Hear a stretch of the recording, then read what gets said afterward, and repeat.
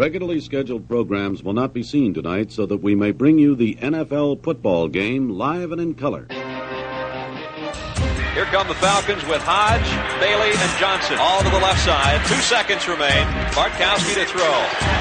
He is going long down the near sideline. It's going to be a jump ball, and it is pulled out by Billy Johnson. Johnson inside the 10, 5. He's in. Touchdown! Touchdown, Atlanta! Billy Johnson. It's a touchdown. No time on the clock. The Falcons have won it.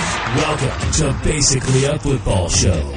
Basically a football show.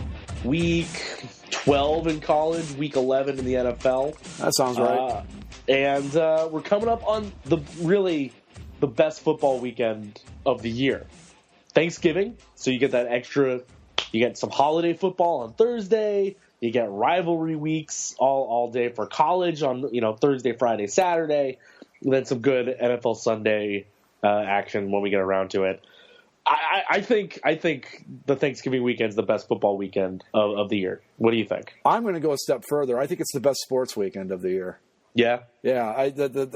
First off, we've got pretty good matchups for the Thanksgiving Day games in the NFL, which is kind of unusual. Usually you get a dog in there somewhere. You've got Ohio State, Michigan. You got the Iron Bowl. You've got all these rivalry games. You've even got a rather important game in the MAC this weekend with Toledo and Western Michigan. So there's a lot of good football going on, and it's just fun. A lot of good football, a lot of stuff to get to. We'll get to the college football playoff rankings. Not too much of a shakeup there, just one contender falling out. But we'll start in the National Football League, where another decent weekend of NFL football. Things are finally getting back into form as far as what we expect from a professional football entity. But we'll start with the Thursday game just real quick. The Panthers beat the Saints 23-20. Panthers worked their way back up to 4-6, which still isn't great, but it's okay. And the Saints fall to 4-6. Very nice uniforms by the Saints, but that's about it. Yeah, it was. I'm not so sure that the Panthers, other than just winning this game, I don't know that really helped matters. I still think they're going to have a real tough time making the playoffs. And yeah. As far as anything else that game goes, yeah, I love the Saints uniforms. And other than that, 2-4-6 teams. The NFC South still kind of tight, so you never know. But I don't see either one of these teams really going anywhere at this point. It could change. Yeah, I mean they're both a game behind Tampa Bay, and they're 2 games out of a wild card spot or the division lead with the Falcons. So still a lot would have to happen between now and the end of the season for them. But, this was a game the Saints needed more than the Panthers ultimately because, the Saints win. They're 5-6. They're right there with everybody else. But this loss is pretty big for them. Yeah, I agree. Move over to Sunday, get some of the early stuff out of the way. Colts beat the Titans 24-17. Colts are 5-5. But the bigger news probably come out of this is Andrew Luck looks like he might have a concussion, or at least he underwent the concussion protocols and may not be available for Thursday night's game against the Steelers. So that'll be a big blow to what could have been a slightly more competitive game. But if I don't even know who the Colts' backup quarterback is at this point, I got no clue on that one either. And I wouldn't want to see him on Sunday night against the Steelers that are trying to get things back together and make that surge towards the NFC North or the AFC North. It's kind of a shame too because the Colts, with what happened with the Texans, they had a chance to move up in this too. So we'll see. Yeah, kind of a one of those loose thread games that doesn't really go anywhere. Yeah. But speaking of those Steelers, who the Colts will be playing on Thanksgiving night, they knock off the Browns 24-9. The Browns fall to 0-11.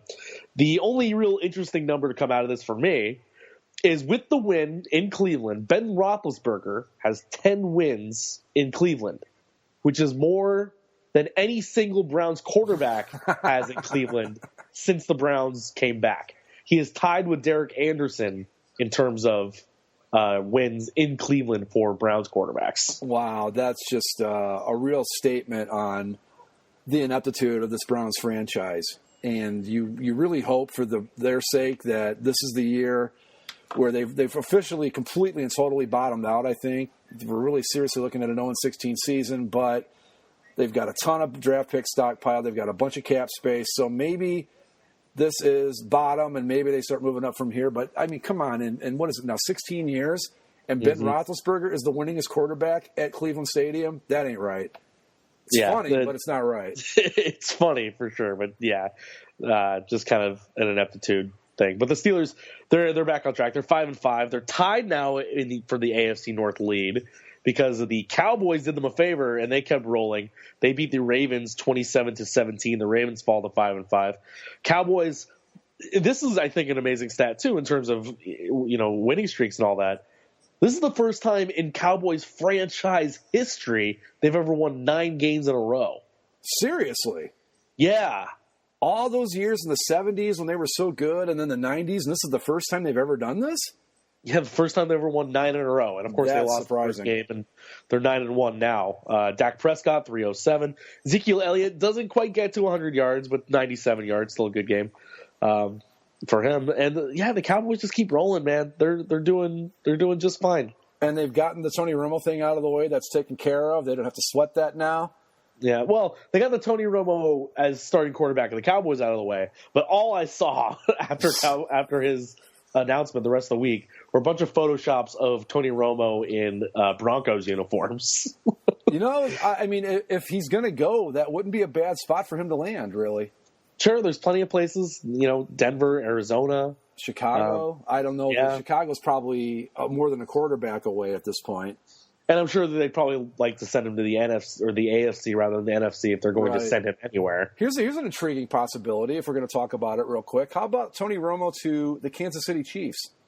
How much better does a good, not necessarily an overall Tony Romo, but a good Tony Romo, how much better does that make the Chiefs offense? Because I think Alex Smith is the quintessential game manager. And that's what you see is what you're going to get. Doesn't make him bad, but you don't have to worry about the Chiefs exploding for 40 points on you at any time, ever, really. Right, but is Tony Romo that much better than Alex Smith in that regard? I think in some aspects, yeah. I think he's a better long ball thrower. I think he's not nearly as risk averse as Alex Smith is. So it could be a very interesting spot for him to land. I don't think he's not nearly as risk averse, and that has turned on him more than a few times. True. I don't think it's a realistic spot, really. I think you're looking at probably Denver, but I just think it's an interesting possibility. And there's also all the thing of Jerry Jones keeps saying that he's not, that Tony's not going to go anywhere, and Romo hasn't exactly said that he wants out or anything. Yeah, but that's still weird because if Dak Prescott's the quarterback now, he's going to be the quarterback next year.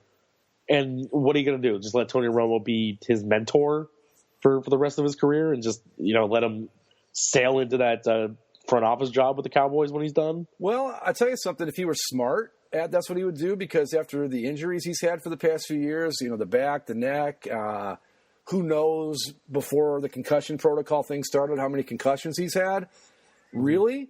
Wouldn't be the worst idea. You're going to get paid well. You're going to sit back, and you're basically the backup quarterback for a marquee franchise. Again, setting aside the fact that he might want to win or get a Super Bowl ring or whatever. But, yeah, from a pure business standpoint, that's the smartest move he could make, if you ask me. Yeah. Yeah, I would agree, but I think these guys are also competitors. They're competitors. Right, exactly. He wants to go out there and have his chance to win, and if he thinks that he's healthy enough and could contribute, I'm sure that he'll maybe not say, I want to be traded, but hey, if you can make something happen to a good situation, I'm all for it, sort of thing. Right. So we'll see how that goes. But the Cowboys stay on top of the NFC, and staying on top of the NFC North with another win are the Lions, a 26-19 win over the Jaguars. Lions 6-4 with the big win there over Jacksonville. What did the Lions start this year? Because I think they're on a pretty good run right now, aren't they? The Lions started 1-3. Yeah, so they are 5-1. 5-1 in the last 6. Yeah. And, that Jaguars game had trip-up game written all over it, especially when you've got the Vikings coming up on a short week on Thanksgiving. But the Lions did the job, and they won the game. And I don't know. Are they looking at the NFC North right now? Are the Lions maybe the best team there that we're not talking about? It's hard to say because so many of the Lions games have been tight. Yeah. And there have been kind of, as Bill Simmons would call them, either-or games that kind of go down to the last minute. But it does say something that they are coming out on top of those. Yeah. And the real point for them to prove will be on Thursday, on Thanksgiving morning. because both teams, the Lions and the Vikings, both 6-4. The Vikings coming off a big win against the Cardinals at home last week, got them on track. I'll pull that up right now so we can kind of talk about them both. Where'd it go? Did I skip it? What was it? 34-30. The Cardinals, Lions, or Vikings? Yeah, why am I not seeing it? 30-24. Oh, there it is. 30-24, the Vikings beat the Cardinals. Vikings get a 100-yard interception return and a 104-yard kickoff return, which ultimately, with the game as it was the ultimate difference in those games. Carson Palmer just not looking great for the Cardinals down the stretch. But Vikings-Lions, the defense for the Vikings has gotten them back on track here, and it makes them look good. Sam Bradford is gotten back to being Sam Bradford. Right, which is exactly what we feared way back when they were coming out of the gates looking so good. And what is the identity for the Lions? I don't know. Matthew Stafford. I don't know about their defense. It's a lot of Matthew Stafford that's kind of leading them forward, and that's the matchup on Thursday is Matthew Stafford and the Lions offense versus that Vikings defense. Who will win out? I don't know what to make of the Lions except that they win. Pretty much. If you're looking at the 2 6-4 teams in that division, you've got to say, okay, quarterback is half the battle, and that's where the Lions have the advantage over the Vikings. But when you break it down a little further, that's about the only advantage they have over the Vikings, really. I mean, maybe at wide receiver, the Vikings don't have great receivers either, but it's not like the Lions are out there with Calvin Johnson and a bunch of good guys surrounding him anymore either. I don't know. It's going to be a fun game because usually for the past few years, the Lions games on Thanksgiving have been meaningless, and this one's pretty damn important. Well, it's like, look at it this way. So the Lions are 6-4. Their point differential is +6. That's not, otherworldly. That just means that they're winning tight games. Compare that to the San Diego Chargers, who have been on the wrong side of those tight games.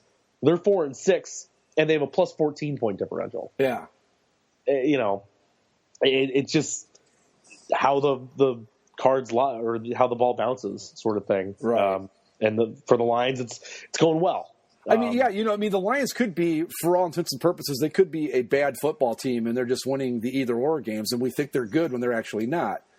Or they could be a pretty good team. I don't know. It's hard to say. Can't pull up the Lions schedule here, but they're it's just tight games, and they have to win Thursday. That'll be a real teller, and will give them some separation and a much needed tiebreaker. Right, they've got the tiebreaker over. They'll have it over the Vikings and the Packers at that point, which I don't think they have to worry about the Packers realistically, but it's still there. Yeah.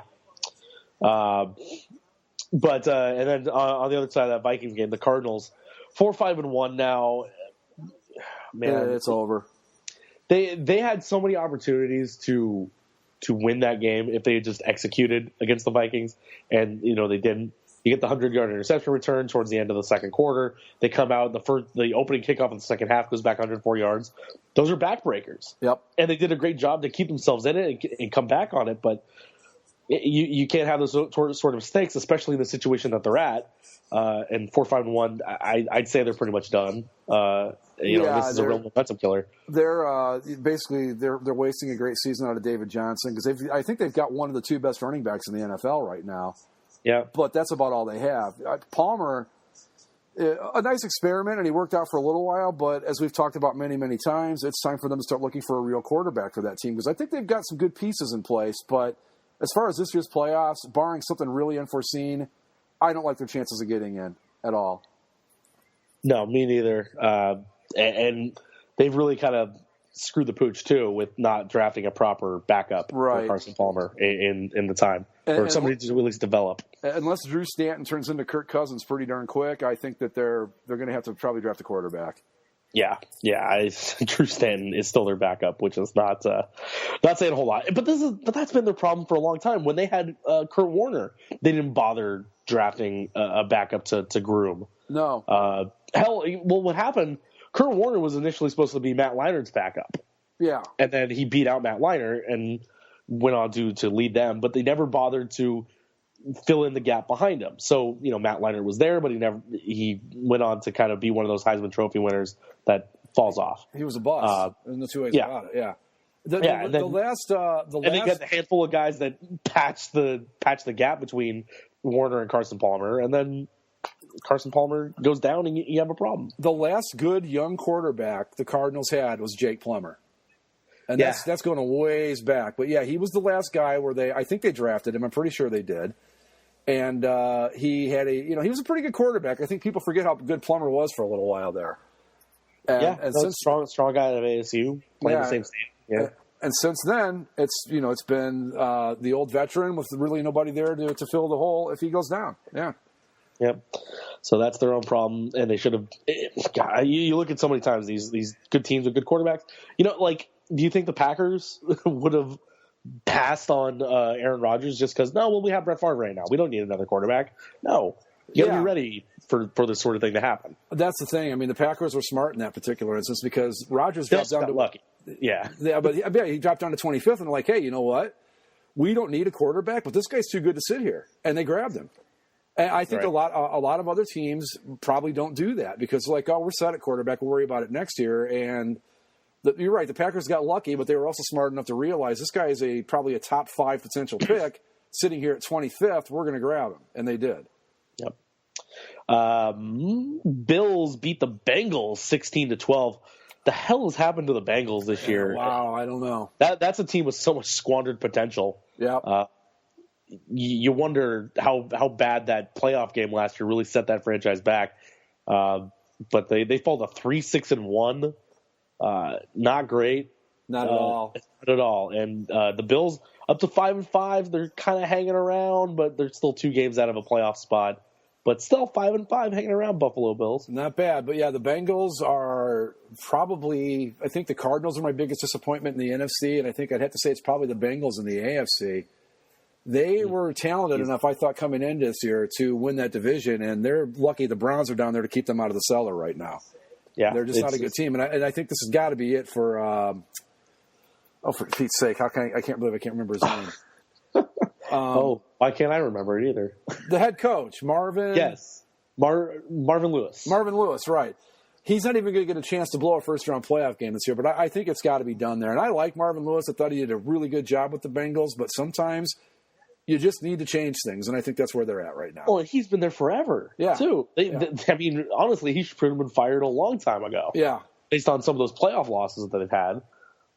But, they always had the excuse, whether it was Carson Palmer's knee or whatever. But this has to be it. The Bengals have had a nice run over the last few years, but they need something new there. Seems like a very stale franchise right now. Yeah, and last year the excuse was your team's not disciplined, but that's why you lost that playoff game. It comes down to nothing more than that. And but whose fault is that? I think that's coaching. I do. Yeah, exactly. Yeah, so he's out of excuses, and now at 3-6-1 and headed nowhere fast, I can't imagine them keeping him around. No, I would think that this is the death march towards the end of the season for him. Yep. Another surprising loss, though, but this time a contender in the AFC. The Buccaneers knock off the Chiefs in Kansas City, 19-17. Buccaneers up to 5-5. Chiefs fall to 7-3. Still in a wild card spot, but that's not a good loss at home over against the Bucs team that's not great, especially on the road. You should have locked that down. Yeah, this is a game that the Chiefs had to win. This is one of those ones on the schedule where you go, that's a win. You can't let that one get away, and they did. The Bucs are 5-5 now, and they're 4-1 on the road. Yeah, which is like, you never think in your life you'd ever say the words, "I don't want to face the Buccaneers on the road," but they're pretty good on the road. And the Chiefs, especially in that tight AFC West race, the Chiefs needed this one, and you can't let a Tampa Bay team come in there and beat you at home. You just can't let it happen, and they did. Yeah, Chiefs fall a game behind the Raiders in that AFC West race. They're still tied with the Broncos for the wild card spots right now, but again, and you didn't think you would say this, but we'll talk about them in a minute. But with the Chiefs falling to 7-3, Miami's 6-4. Right, they're a game behind Denver and Kansas City.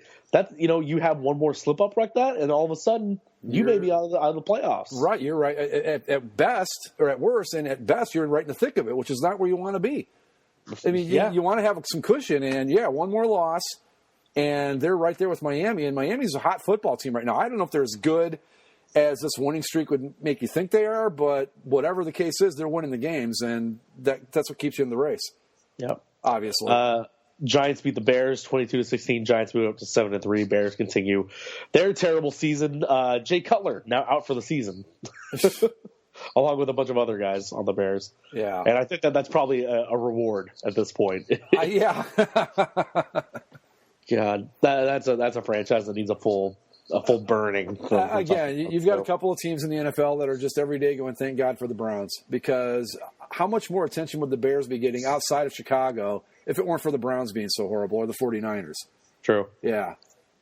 The Giants keep stringing along. Yeah. 5-1 at home, 7-3 overall. Did you, at the beginning of the season, would you ever guess that after 10 games, the Giants would be 7-3?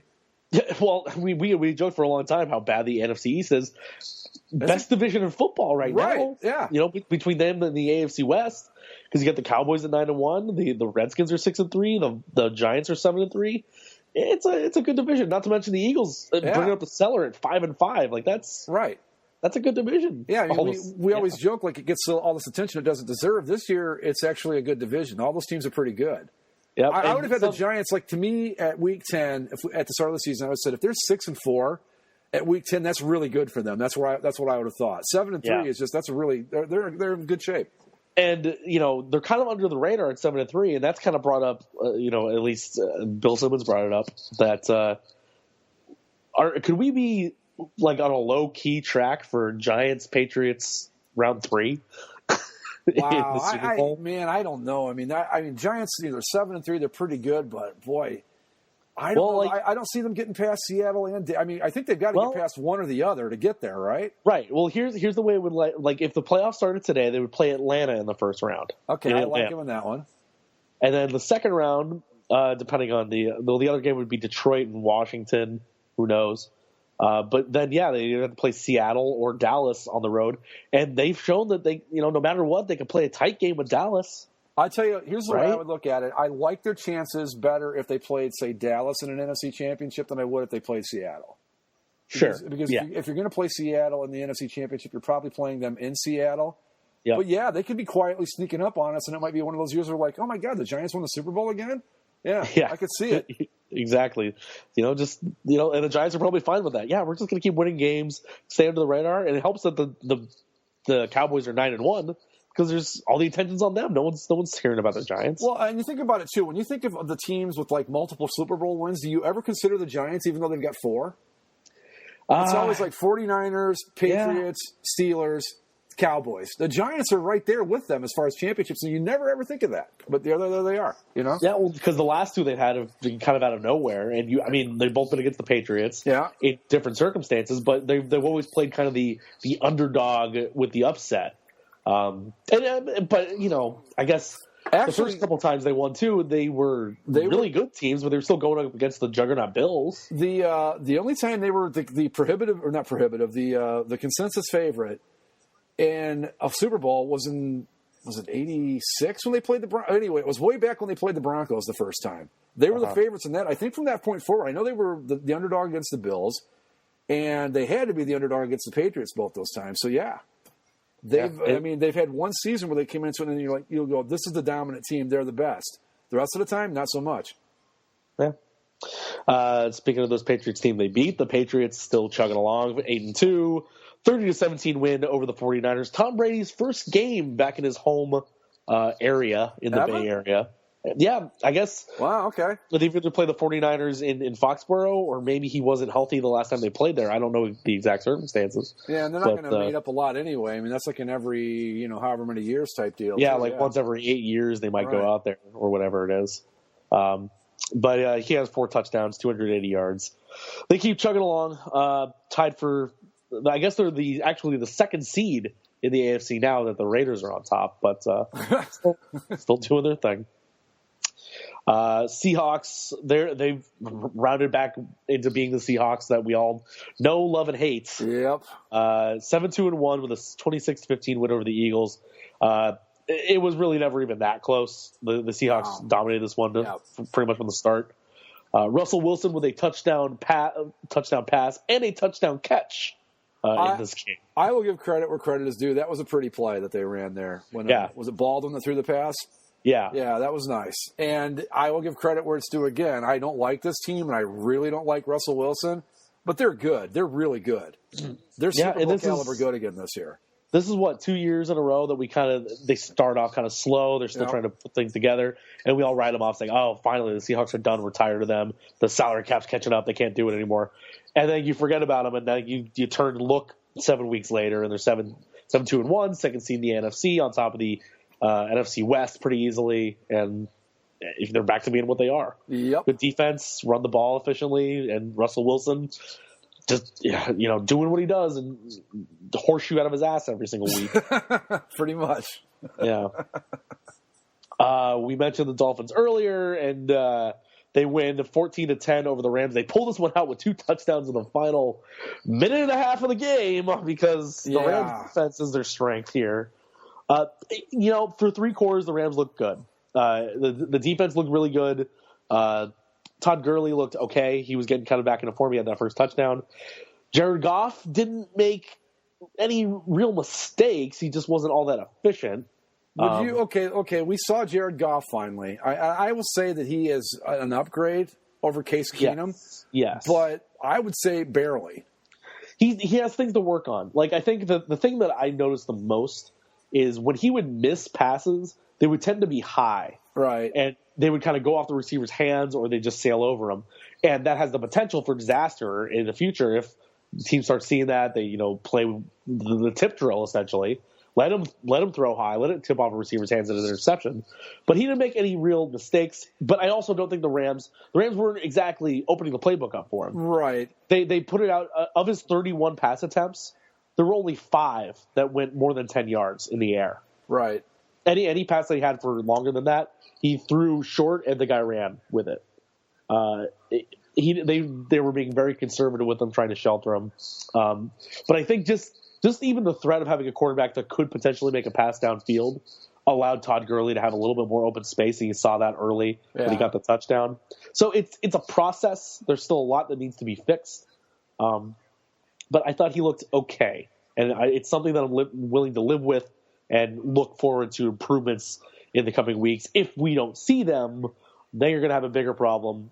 And one way or another, I think this game also illustrated that we need to be done with Jeff Fisher and that he can't have a second year in Los Angeles. Absolutely. And with Jared Goff, I think that if there's one key difference between him and Keenum, with Goff, even though he didn't play that great against the Dolphins, you at least know that you haven't seen the best he can be yet. With Keenum, you know exactly what you're getting. So with Goff, there's still that potential that, like, hey, he could break through and be good.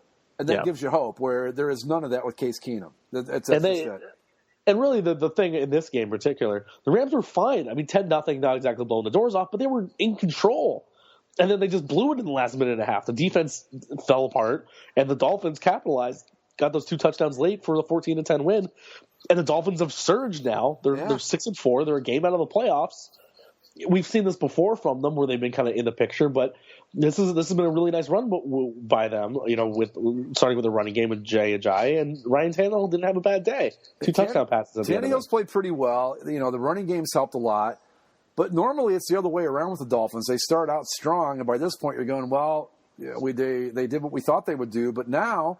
Mm-hmm. They seem to be putting it together towards the end of the year. I'm curious with this team because I think it would be great if they made the playoffs. I just don't know if they're as good as this winning streak would have you believe.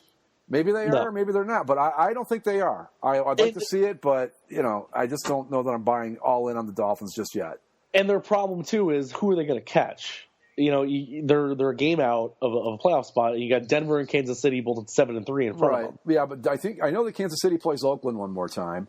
And Kansas City plays Denver, I think it's this weekend. Yeah, so you're chasing those two, but you're not chasing the Patriots. I mean, that thing's over.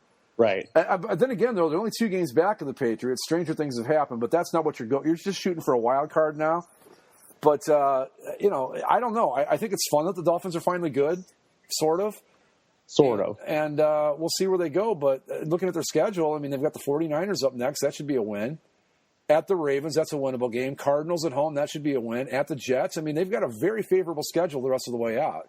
Yeah, they've got some opportunities. Their for last real 2 tests are the Bills and the Patriots in the last 2 weeks. So who knows? Or is that Patriot? Where's that Patriots game? It's in Foxborough, I believe. Okay, yeah. so it's home. I take that back. It's home. It's home.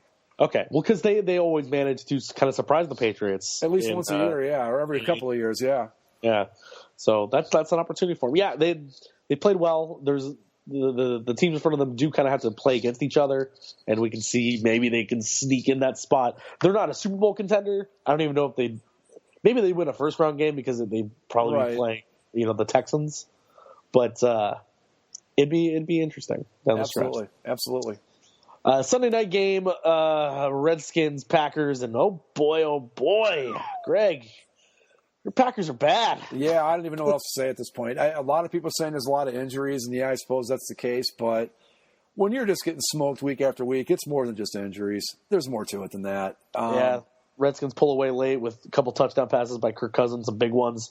He finishes 375, 3 TDs. Redskins aren't playing half bad either, though. Yeah, the Redskins are pretty good, but the Packers are just a bad football team. There's just no other way to put it. Yep. And I don't know if you watched any of it, but you can see it again. The offense seems to be Aaron Rodgers runs around and hopes to find somebody open. There's no running game to speak of.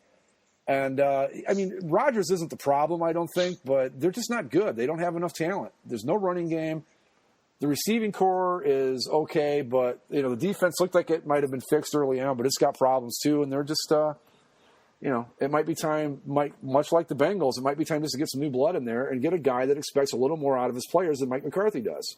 I'm surprised by the Redskins, though. I mean, we've always kind of thought of them as a up and down, and they were kind of up and down to start the season. They've 6-3-1, so you can either call it 7-4 or 7-3 or 6-4, whichever you want to go. But they're still doing really well. They're in a wild card spot. They're not half bad when Kirk Cousins is allowed to kind of do what he does. Well, and something else, too? We've been calling for Kirk Cousins for 3 years now, and he's finally shown up, and I think he's finally become the quarterback that we thought he could be.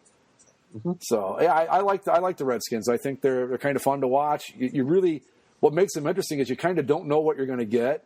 They can be very explosive, and I think they're just a fun team to watch, and they are better than the Green Bay Packers. That much I know for certain.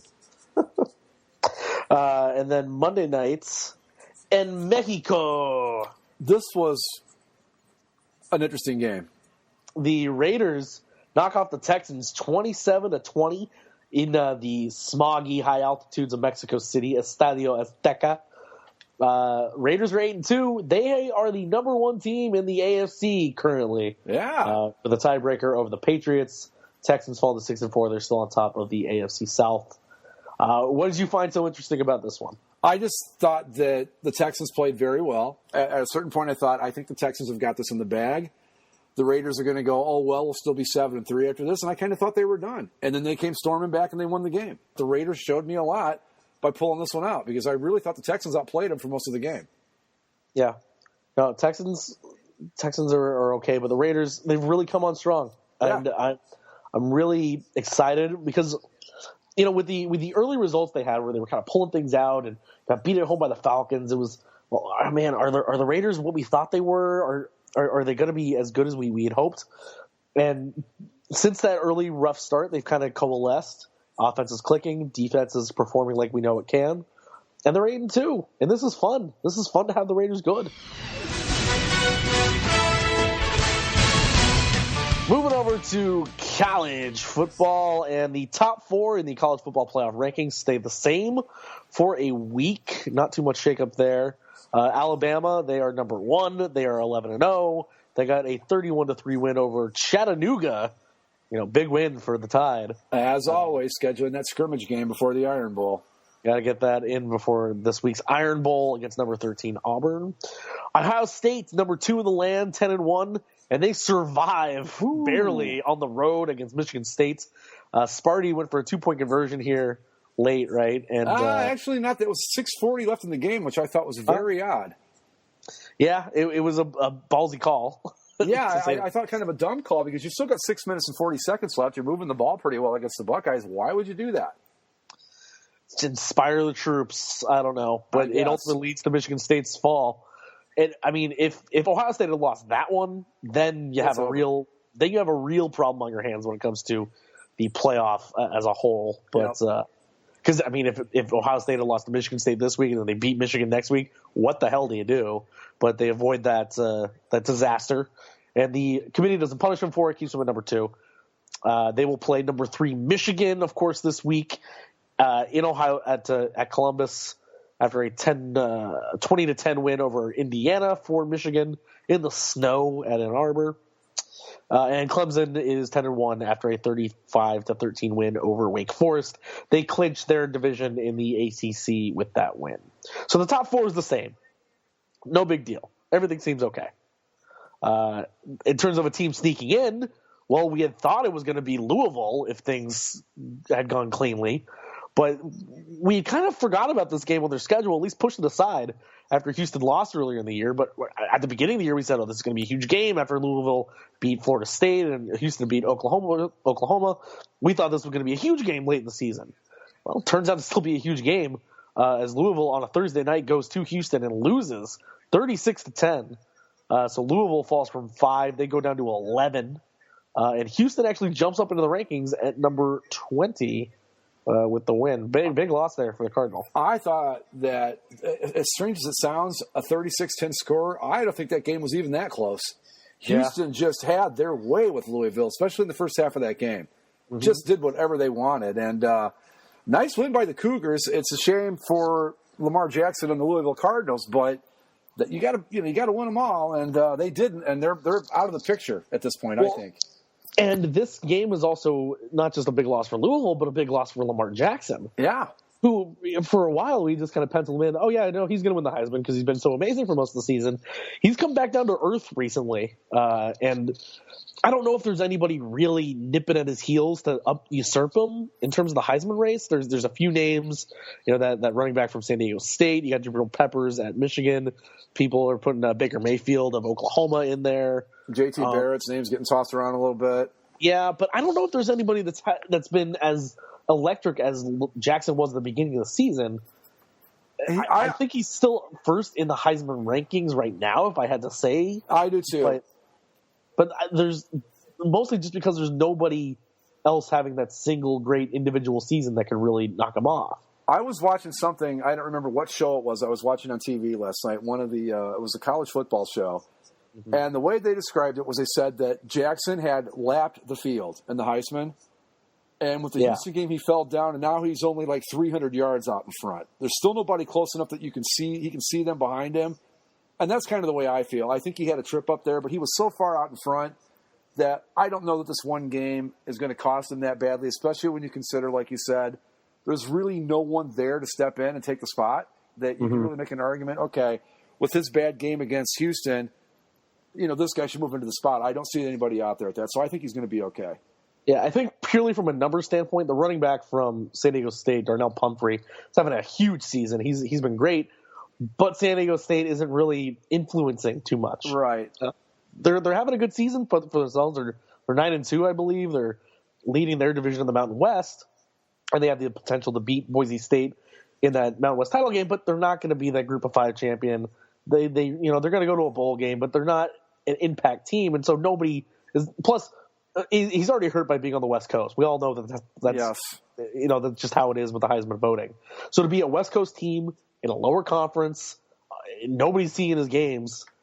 He's having a great season, but nobody's going to see him and get that and steal any votes away from anybody. Really, he might be a finalist maybe if he's lucky, but he's not going to be taking anything away from Lamar Jackson anytime soon. No, I mean, really, the reality of it, and people can deny it all they want, but the West Coast bias exists, and if you don't play for, say, USC, UCLA, Oregon, or one of those teams, you're not going to win the Heisman from the West Coast. It's as simple as that. Hell, last year, Christian McCaffrey probably had one of the greatest college seasons of all time, and he finished, third in the voting? It's insane, but it's just the way it is, and because there's so many college teams, everybody wants their window.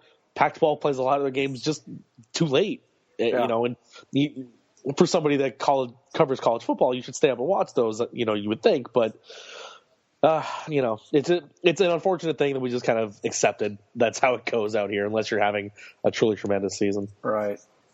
So Louisville falls down 6 spots. Everybody behind them just moves up 1 spot. Washington moves up 1 to 5. And now you have Wisconsin and Penn State moving up to 6 and 7. So even if Ohio State beats Michigan on this weekend, and the winner of the Wisconsin and Penn State goes to the title game, and the winner of the Wisconsin-Penn State game is the Big Ten champion. With both those teams being 6 and 7, I think it's a lock at this point to say that the champion of the Big Ten will probably get in. You would think. Here's what I see. Okay, winner of Ohio State Michigan obviously stays in that spot. Like if Michigan wins, they're going to move up to number 2. Mm-hmm. Clemson, barring, they're going to stay where they are. So basically, you've got Washington, Wisconsin, and a bunch of other teams trying to chase down that 3rd spot.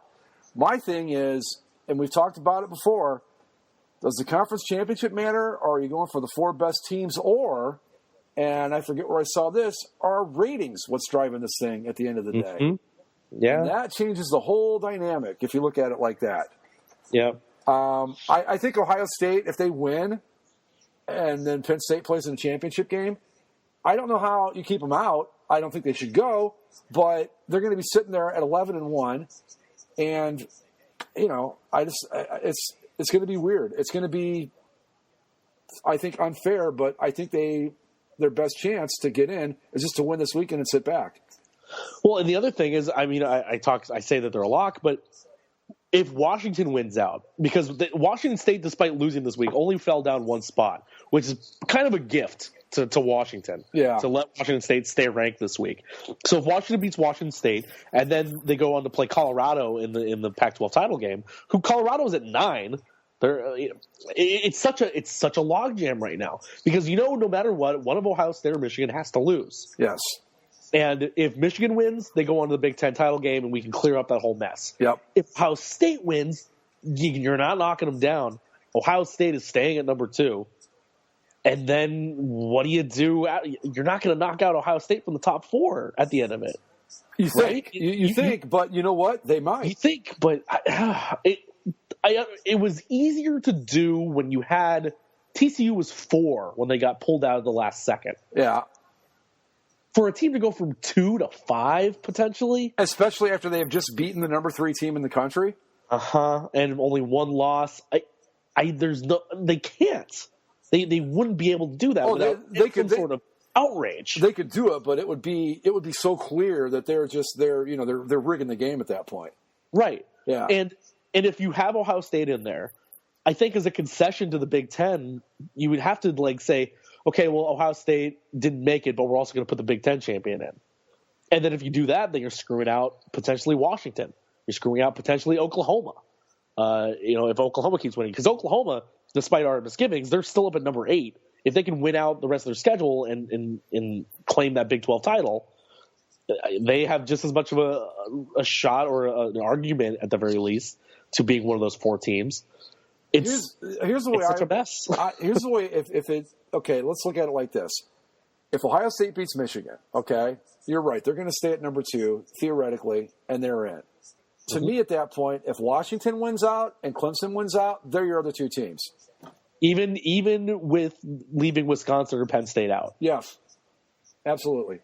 Because first off, they're both ranked in front of Wisconsin and Penn State. Okay. Mm-hmm. For them to stay at 1 loss, they're both going to have to win conference championships. So yeah, I think it's easy at that point.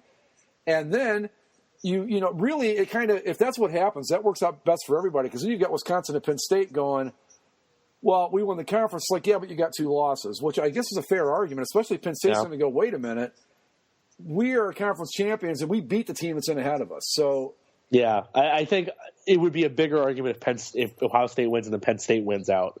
Yeah. And for Penn State to be like, we beat them. I think we all think that if Penn State gets in, they're going to get trounced by whoever they play. Right. But that doesn't matter. It doesn't matter whether or not the team's going to lose. It's whether or not that they deserve to be in a playoff spot. And I think that I don't know that Penn State could even get past Wisconsin. Another thing that you got to maybe hope for is that Michigan State has enough. Maybe they pull. Maybe they want to knock Penn State out of the race, so they win this weekend, and maybe that happens. Then it really clears things up.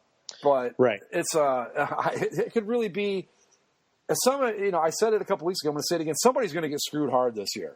I don't know who it's going to be yet, but somebody's going to take it really good this season in the playoff. Somebody's going to get screwed if things stay as they are. But if we go about it this way, if Michigan beats Ohio State this weekend, and I know that they're not going to, Greg, but you never know. Hypotheticals. If Michigan beats Ohio State, Michigan goes up to 2, Clemson goes up to 3, you presume Washington will probably go up to 4. And then all those teams win their conference championships and go out. Then you go 1, 2, 3, 4, easy. Because Michigan would beat Wisconsin in the title game, and that's done, clear cut, easy. The thing that would make this awkward is if Ohio State wins. That's when you get the potential for a screw job. Right. But then you also have, if Colorado were to beat Washington, Colorado's 9. Colorado just beat number 22 Washington State. They might beat number 22 Utah. Colorado beat number 12 USC at one point during the season. They would have beaten number 5 Washington. Kind of, yeah. They put together a case, that's for sure. Colorado's got a case too. Yeah. Oklahoma, sure they've beaten some teams, but I would think Colorado would even jump Oklahoma at that point. If chaos ensues, then we're going to have a real big mess. Yeah. Basically. If Ohio State wins and then maybe Penn State wins and Colorado beats Washington, then you're going to have a whole pile of garbage to kind of sift through if you're the committee. If that happens, you're going to see the debate to add 4 more teams start right away. Easy. Or at they might even start at add 2 in because that's just the way the NFL does it. You get a bye or whatever. Right. But if they add 4 more, sure. And even if you add 4 more, I think this is a year where you could easily do that. You could have Alabama, Ohio State, Michigan, Clemson, Washington, Wisconsin, Oklahoma, Colorado. There's your 10. Right? That's easy. Or there's your 8. It would be fun, but there's still a lot of things to go down there. And a lot of it will be sorted out this weekend with the rivalries, and then once this weekend's over, we'll have a clearer path as to who goes where and how. Now, here's something we haven't even talked about. What if Auburn beats Alabama? Right. Then we've really got a mess on our hands. Man. Yeah, I pulled up the standings because I thought we'd be using those. If Alabama loses, Alabama will still win the division and go to the SEC title game. Okay. So they would lose, but I don't think they would have, because here's the thing with that. It's been so clear that Alabama's the best team in the country this year. And one loss. If they still make the SEC title game, they're okay. They're not going to go anywhere. Yeah, they're still going to remain in the top 4. And really, at the end of it, I don't even know which one of these teams could possibly beat Alabama. We saw Ohio State do it, but this Ohio State team isn't that Ohio State team. No.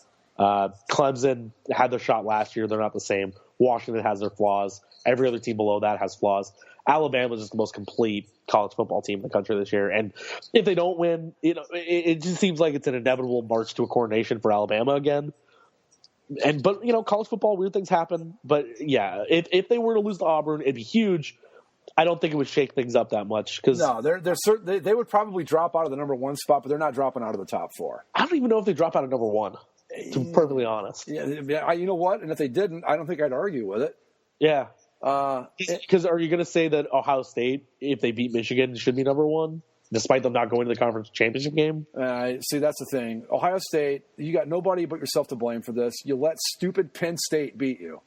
Yeah. And this is if you don't do that, we're not even having this conversation. It's done. It's over. But whatever. And again, I understand why they have Penn State up where they are, just so that they can cover their ass. Right. If the inevitable happens. Penn State is not the 7th best team in this country. They're just not. No, and you know what? I would rather lose to fucking Purdue than Penn State. I don't care.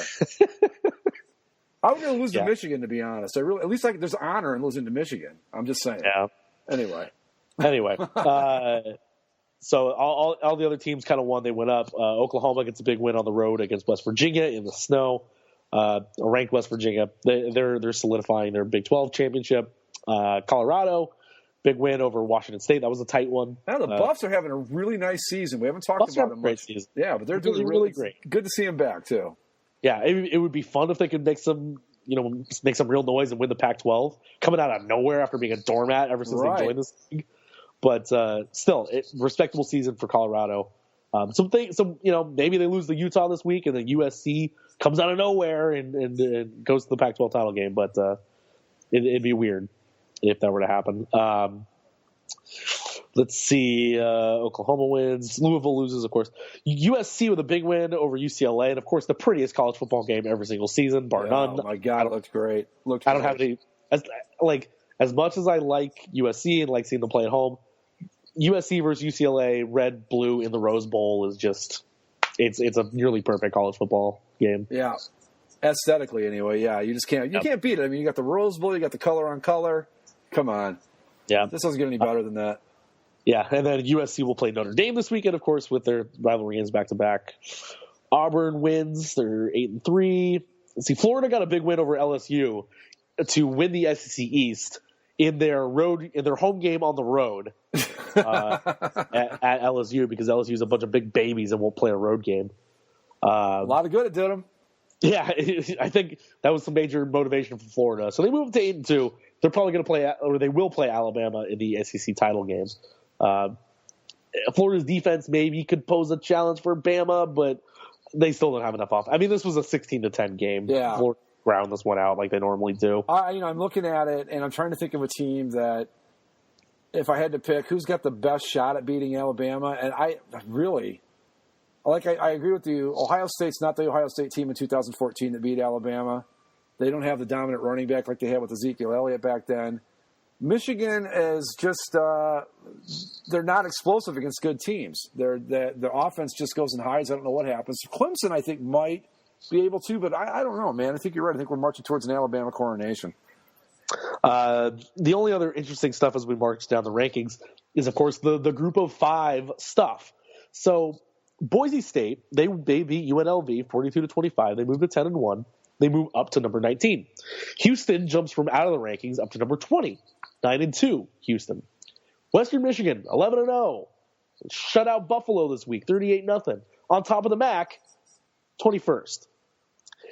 Now, the way that it's worded, and I guess I had gotten this wrong in the previous weeks, it's the highest ranked group of five champion. And the way it stands right now, Boise State, if Wyoming wins this weekend, Boise State is not playing in the Mountain West title game. So Boise State is therefore eliminated from that conversation. Houston, where'd they go? They're up at the top here. Houston is 5-2 in conference because they lost to Navy early on. So Navy is actually leading the American Athletic Conference Western Division. So Houston, unless some craziness happens, Houston is not going to win their conference either. So they will not be the group of five representative. Western Michigan at 11-0, MAC champion, would be the group of five representative should things hold out. Oh God. And the only thing Western Michigan would probably need to look out for, Navy is snuck back into the rankings at number 25. Yeah. And if Navy, wins the Athletic Conference Championship, and somehow jumps Western Michigan, then Navy would be it. But Boise State, unless they could get some help from the New Mexico Lobos this weekend, probably not going to happen. Probably not going to happen. Wyoming's actually had a nice season, in those smaller conferences. Houston needs some help. And otherwise, Western Michigan's on a march towards probably, I guess, the Orange Bowl. Oh, God. Well, you can always hope, I guess everybody else can hope, that my Rockets beat them on Friday. Yes. Did you see College Game Day this week? They had it at Kalamazoo. No, I didn't. I missed it. Yeah, they had it in Kalamazoo. It was snowing. It was a good time.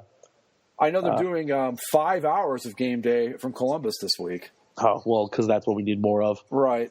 More hype for this Ohio State-Michigan game. Yeah, it's Ohio State-Michigan. Like, it doesn't get enough hype already? Yeah. Okay. Right. So I guess this wouldn't be the first MAC team in there because Northern Illinois is gone. Yeah, right. But you know what? Look, I think it's great for the MAC, but I don't want to go watch Western Michigan get slaughtered by somebody.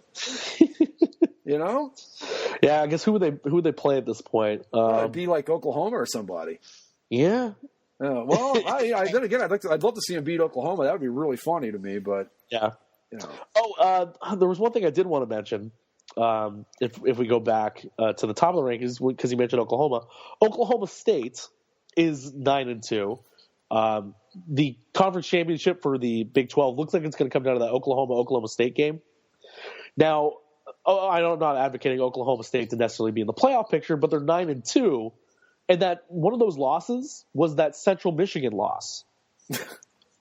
where the play that wasn't supposed to happen got off. Right. The committee has said that it's a loss on their record, and we are treating it as a loss. They're not giving any special, look to Oklahoma State, because even though the referees and in both conferences that were involved in that game said that it should have been an Oklahoma State win, they're not giving them any special asterisk on their record, which kind of sucks if you're Oklahoma State, because if they don't have that, they're 10-1. Do you think that they're right there with the Wisconsin and Penn State in the 6-7 range? If they beat Oklahoma, which I hope they do, then it's going to really be an issue, because now you're the Big 12. I don't know. I just don't see the Big 12 getting into this thing this year. No, I don't either. But it's just a little thing to throw in as like a what if sort of thing. Because Oklahoma State, if they were 10-1, every other 10-1 team is right up there in that top 5 list. They could be right there if things were called correctly. But then again, Boise State's 10-1 and they're 19. Western Michigan's undefeated, and they haven't been able to get out of the 20s all season. That's because I think they know that Western is undefeated against some not great competition. Anything else before we head on out? Absolutely. Go Bucks, beat Michigan, and go Rockets, beat Western Michigan. Go Devils, beat the Wildcats. Look, I know it's been a bad season, guys, but let's not lower our dignity anymore by losing to Tucson. Come on. That's going to do it. For Zach, I'm Greg. This has been basically a football show. Did I just say for Zach, I'm Greg? I believe you did, and I think we're going to leave it in there. All right. For all of us here at Basically a Football Show, follow us on all of our platforms, Twitter, Facebook, the Basically Sports Network, all that fun stuff.